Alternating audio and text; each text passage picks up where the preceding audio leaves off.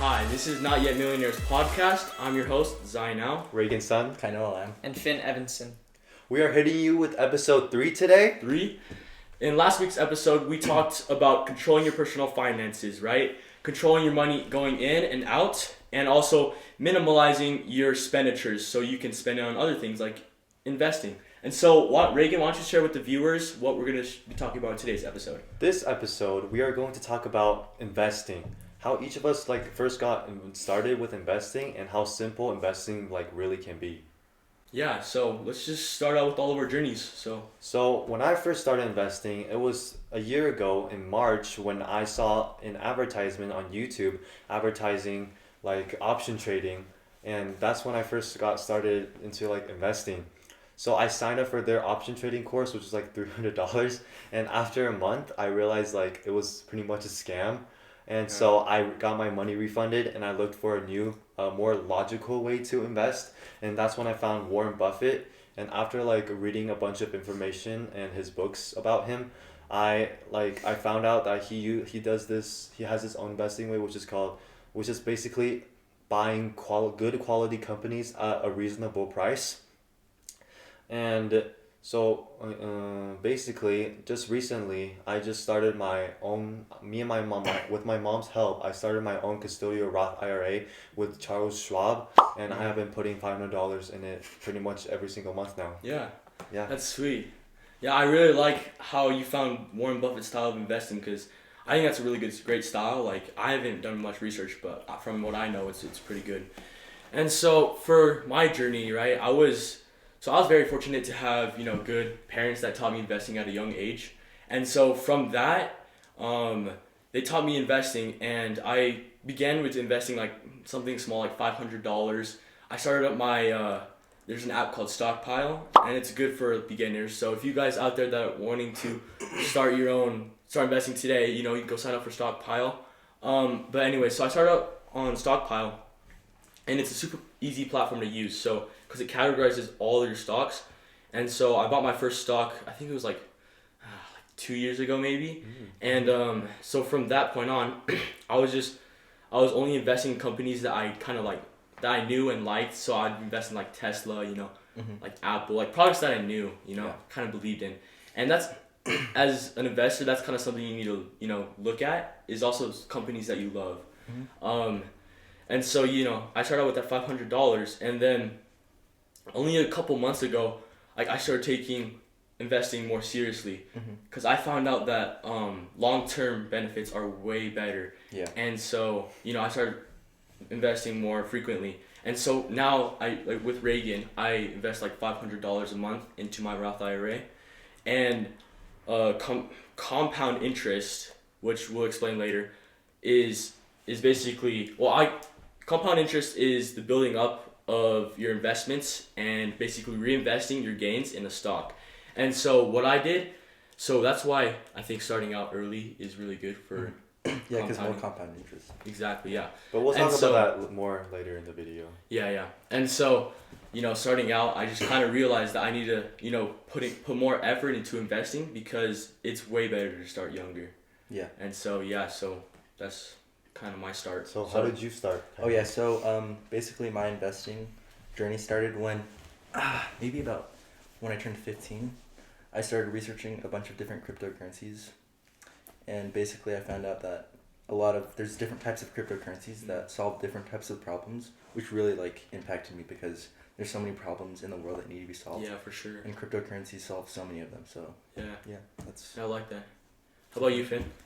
So as I stated in the intro video, I basically started after being banned from my game, and my best friends turned me to something, again, that I thought was only for adults, which was investing. And I basically, that night that they showed me and talked to me about it, that night I stayed up all night and just watched probably 50 YouTube videos and just wrote down everything I could learn and just studied probably for 2 weeks straight, just everything I could learn about beginning to investments, all that.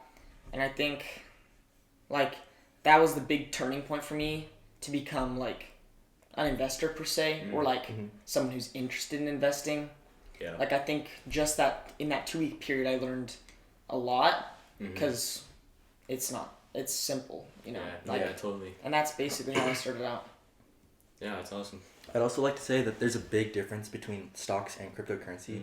So if you're looking for more volatility, then definitely go into crypto. But if you're looking for more stability and like long term, then definitely go into stocks. So kind of, can you define the term? Yeah. Yeah. Of crypto? Yeah. Crypto is basically a digital currency that like people use to like transfer money. Yeah. So are there like when you were saying there's different cryptos? Are there like what? Do you know a few of like the different cryptos? Yeah. One of the cryptos that is the most popular is obviously Bitcoin. I think we're now sitting around at like 38,000, 39,000. But basically, it is not owned by any government more than one person, and it's decentralized. Yeah. Basically meaning that like you can't make more of it, or like I'm trying to think of the term. I'm just gonna say the U.S. dollar.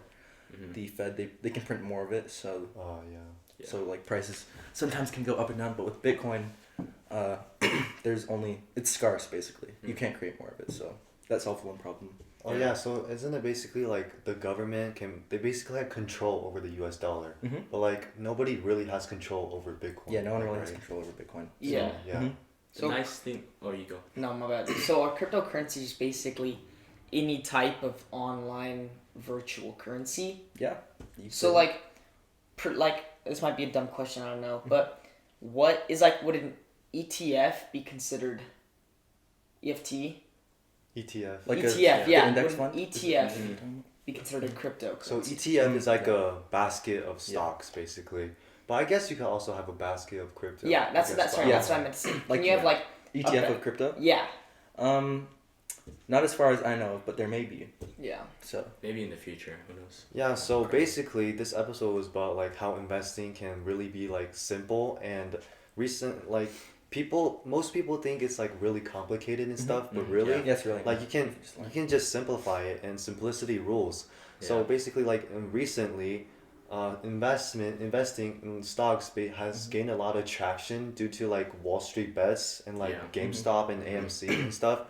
And it's like really hard to navigate around those like scary stuff, but really investing is really just buying good companies buying like really good companies, stable companies with like good earnings and stuff at a good price. And so basically and also there's this guy that wrote this book called it's called The Little Book That Beats the Market, and he basically has this like magic formula that like basically beat the S&P 500 for like basically forever, like over a long period of time. It beat it like every single year. And so if you're interested in that book, you can look it up. It's really simple. He like simplified investing to like, I don't know, even kids can understand it. Yeah. And So I just want to say like when I like before I got into investing and financials and all that, I'd look on the news and I'd see like, like, oh, the S&P rose this, or like Warren Buffett just made this off of GameStop. Like, and I always thought like, wow, that seems like a lot of money. Like, I wish someday I'll be able to, be like them, or like be able to invest like them. But then, like, just out of the blue, I realized that anyone can do this. Like, it's not just the people with money or with fame or who have access to these things. Like, anyone who's interested can invest. All you have to do is learn about it and then do it. Because I would see these big names and big companies and big numbers, and I'd be like, oh wow, that's too much, right? Yeah. But you don't have to do that. You can just invest little small amounts on like the smaller companies. You don't have to compete with these big names and big companies. You can just invest with what you want to invest with and who you want to invest in. I think that's really cool about investing. Yeah, and like, but a lot of people they want to like complicate investing with all these like charts and stuff, so they can like, I don't know, share a course with other people and like make money off of it. So that's basically like I said in the intro of this video, like that's how I got hooked is with this course option fund. I think it's called monetary fund, where they like trade options for you. You basically just copy their trades. But so it ended up being a scam because I realized that if people have like some sort of secrets to day trading or whatever, they wouldn't sell They it for wouldn't like sell. $30 for a $30 Discord group. They would like get hired to like a hedge fund or something Mhm. Yeah, and they make wouldn't. much more money off of it. Yeah. Yeah. So like if you ever see some of these like courses out there, I recommend that you don't get sucked into it because in the end, they're not making money by trading and stuff. They're mostly making money like off of you, off of their Mhm. members and Yep. stuff. Yeah, definitely. So yeah. Yeah, I definitely agree with you there. So let's talk about how investing at a young age can be the most beneficial. Even with starting with small amounts, like how I started with $500, or anyone can start out with any amount of money. You know, you see some people out there that are investing like you need to invest like $10,000, but no, really, you could invest as little as $10 into something and have it Yeah. compound over the long term. And so yeah, so let's talk about that. I think that's really powerful. So weren't you gonna talk about more about compound interest? Because the magic of compound interest is like really amazing. Warren Buffett, Yeah. top investors, Warren Buffett, Charlie Munger, Mhm. Monish Pabrai, they all talk about the power of compound interest. Yeah, so compound interest is basically the interest on an investor's earns on his original investment, plus all the interest earned on the interest that is accumulated over time. So essentially, it's interest on interest, and that's Yeah. why it's really powerful for the long term. Because if you invested $10 into, let's say, the S&P, and the S&P has like a growth rate of like 8% over the past year, so it's almost a constant rate. Yeah. Yeah. And if that 8% grew every year, you'd be left after like 10 years with like lots of money left over. Like $80 something. But take that and do it with bigger amounts. Like if you invest $10,000, think about $10,000 compounded 8% over 40 years. Yep. You'll definitely be over $1 million by then. And if you guys really want to see calculate that, there's a compound calculator, and we'll link it down in the link description down below. So go check that out. Yeah, so another way to think about compound interest is basically like if you invest $10 into the S&P 500 index, for example, which an index is basically just a basket of the certain stocks, like the S&P 500 is a basket of the US 500 top companies basically. And there are different indexes, of course. So if you invest $10 into the S&P 500 index, which has in about like 7% annual average annual growth rate. So at the end of that year, you'll have made like $7 off of your $10. But then if you instead of like taking that $7 and spending it somewhere, you reinvest that $7. So you'll be starting off next year with $17. And then if you also now by the next year you're earning like I don't know 7% of 17, which is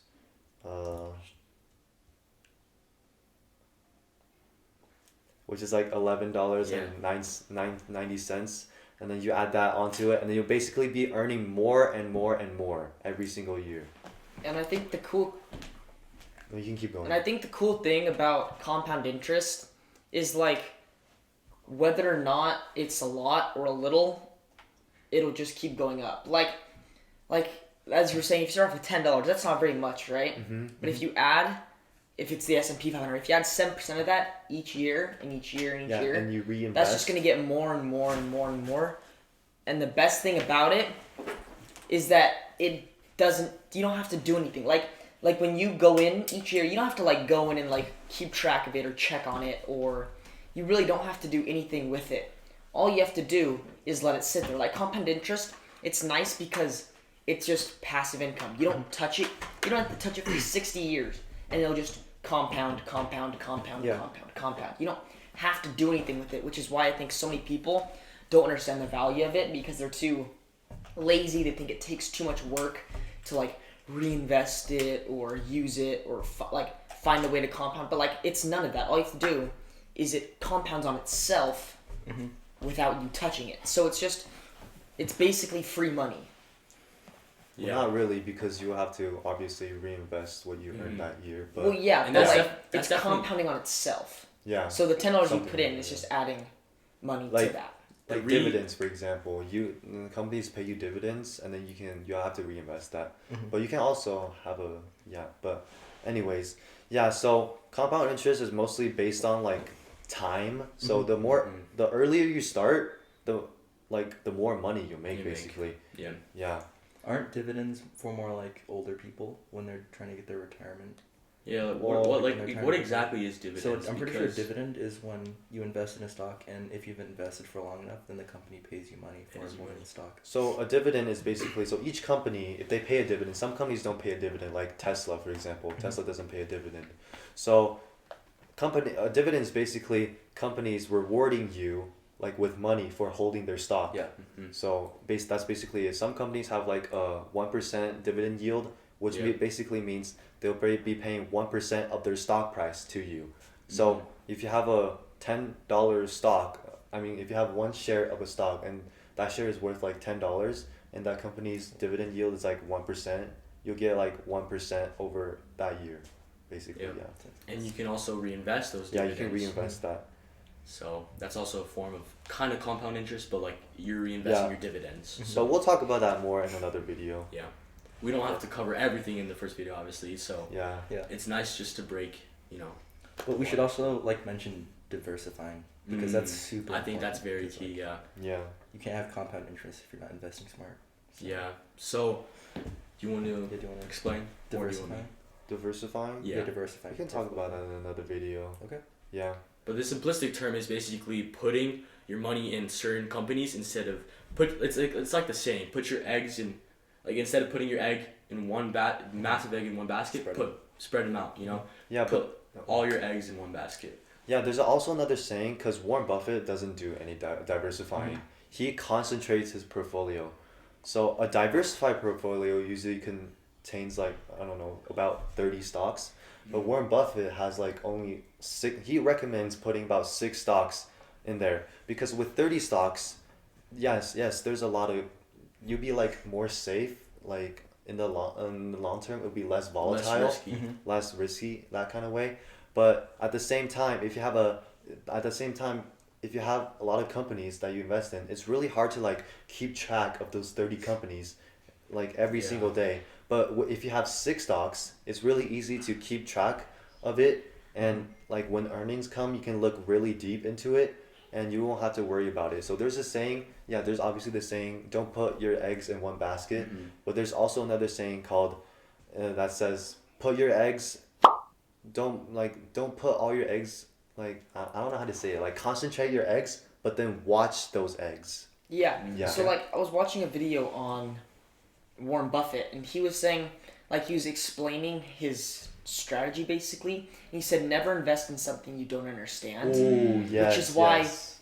the richest, most successful investor in the world doesn't own a single electronic stock. Like he doesn't own like Tesla, Apple, Microsoft. No, he owns Apple. Oh, he said he didn't. But so like these companies, if you don't understand them, there's no point doing it. Which I think Warren Buffett made clearly when he was saying only like hold a small number of stocks, because he only understands what he understands. And if you don't understand it, there's no point in risking your money putting into it. Yeah. I would also like to ask you guys if you think it would also be smart to be a critical thinker. Like, don't always just go off of what the big people are saying. Would you guys think that Warren Buffett understands crypto? Do you think he would ever invest in something that's related to crypto? Like Do you think hype, he would? for example? Yeah, because I'm pretty sure a couple of years ago, Warren Buffett called cryptocurrency rat poison. So do you guys think that he would invest? Do you think he would invest in cryptocurrency or not, or anything related to it? I don't think so. I don't believe not, because he's a reasonable guy. He wouldn't just throw his money in something that he doesn't believe in. Like he'd obviously have to do research first.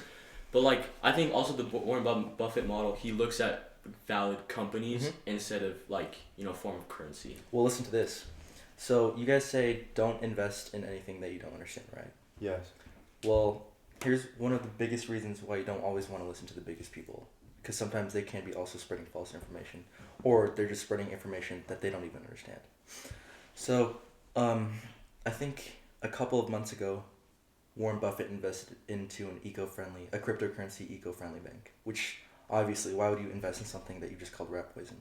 Which is why you don't want to always like listen to big people, because sometimes they can like go back. Yeah, because I think Charlie Munger and who is Warren Buffett's like partner, he and Warren Buffett, they have this, their investment strategy is basically being able to like investing in things that they can predict. So Yeah. if a company has earnings, like has revenue and net income, they can predict it, and it has like a consistent growing net income. They can like predict it and then calculate a fair value for it. So yeah, not in their eyes that may be like less riskier, but obviously like today's investors, we can also like expand our circle of competence and like learn more about cryptocurrency, because Yeah. I think obviously they're pretty old. I don't think they like they traditional. yeah. people. I don't think they would understand what like cryptocurrencies are. So yeah, I do believe that if you do want to invest in something, you should obviously research a lot about it, Yeah. and then when you can explain it to someone else exactly what it is, then you should be eligible to like Yeah. invest in it. So before you go off of someone big, before going off their word, always come up with your own opinion. Yeah, do your own research. Yeah, because like I've seen like these YouTube videos, and the YouTube videos say like, oh, buy these 5 stocks right Yeah, now, and yeah. it's like, sure, they might have reasonable information, but if you just click on the video and it says buy Apple, no matter what the price, just buy it. Like that isn't always, or like almost never is a good source, because sure, they might have done their research and like found out what a good company is and what a bad company is, but like you still have to look at that yourself and be like, well, is he telling the truth? Like, is this actually a good company, or is he just trying to get me to buy this company? Like, just because they say buy these 5 stocks right now or you'll miss out, like, you have to find out what that company is before you buy it. You can't just, like, kind of was saying, you can't just be like, if Warren Buffett says buy Apple, you don't just buy Apple. Yeah. You go to Yeah. Apple and you look, be like, okay, this is their revenue, this is what they've been spending, this is what their stock prices have been for the past 5 years. Like, all that stuff you need to research before you pick the stock, so that you know what you're buying. Yeah, I think along those lines, investing your time to learn all these like tricks and tips to really value a stock. There's all these tips out there.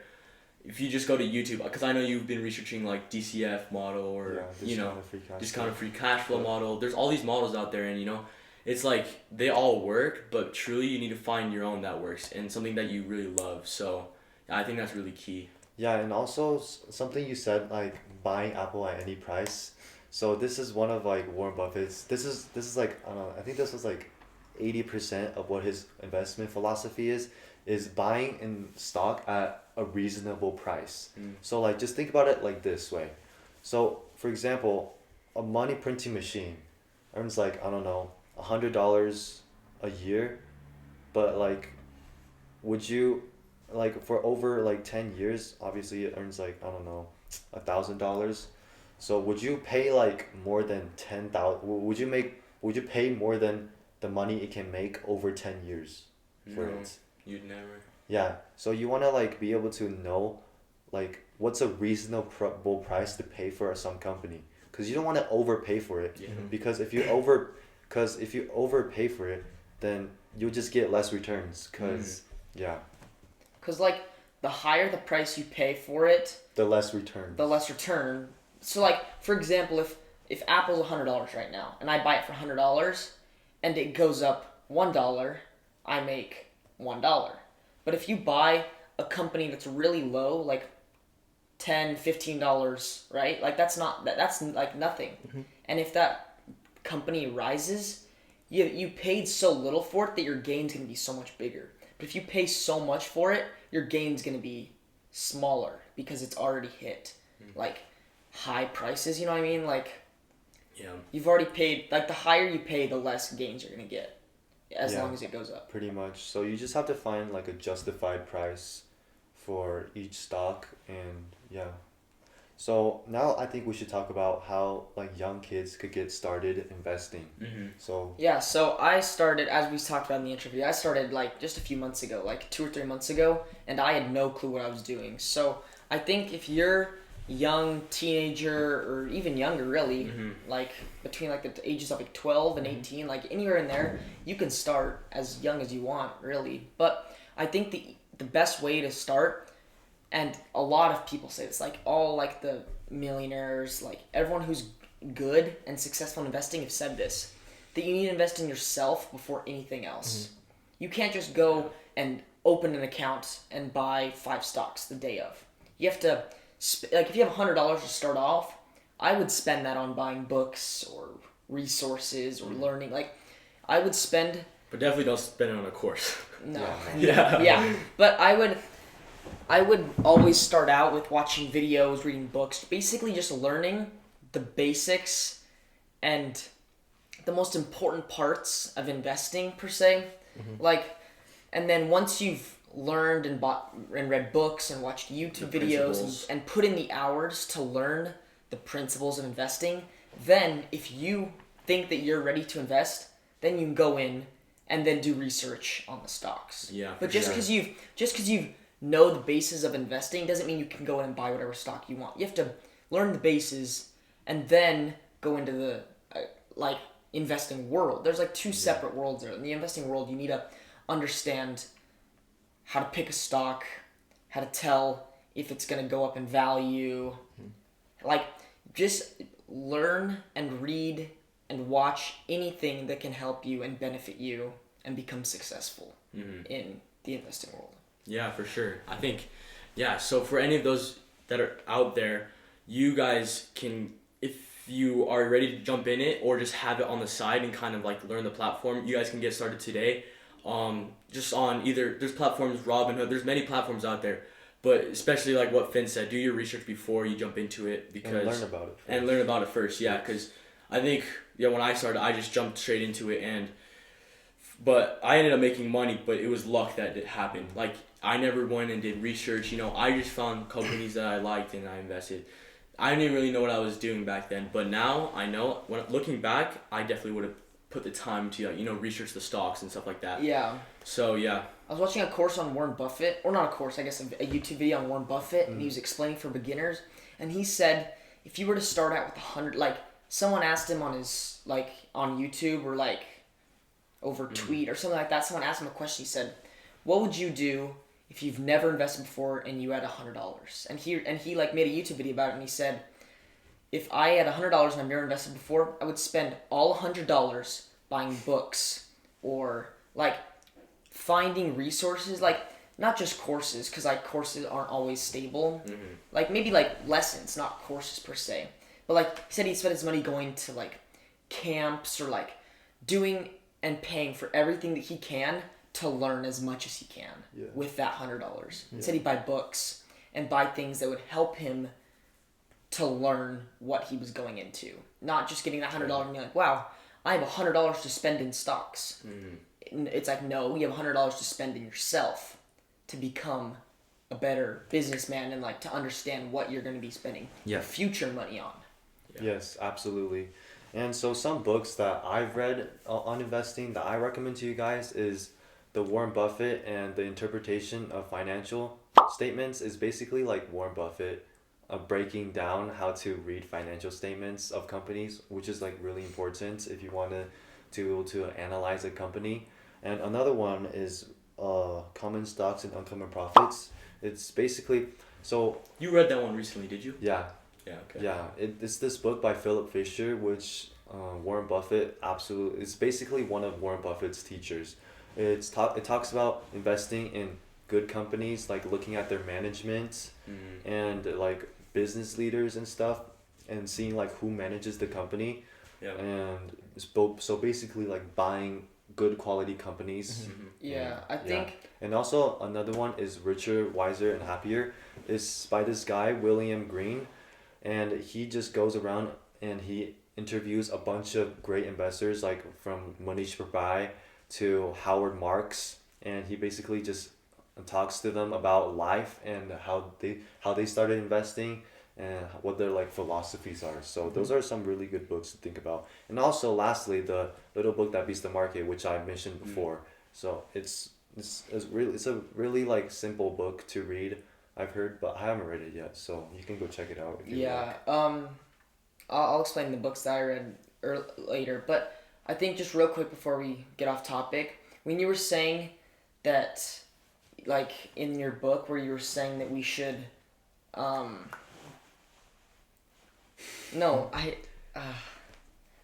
like you were saying that you should, oh my gosh. Okay.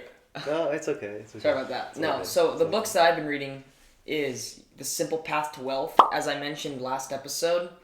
And I actually love that book because it's made for beginners. Like the vocab is used for beginners. Like if he uses the words like S&P 500 in his book, next to it will be quotations mark and it'll say like the top 500 companies in America. Like it explains to you all the terminology throughout the book, which I thought was really nice. Yeah. For like even me, because I don't know what I'm doing as much yet. Like I'm still learning.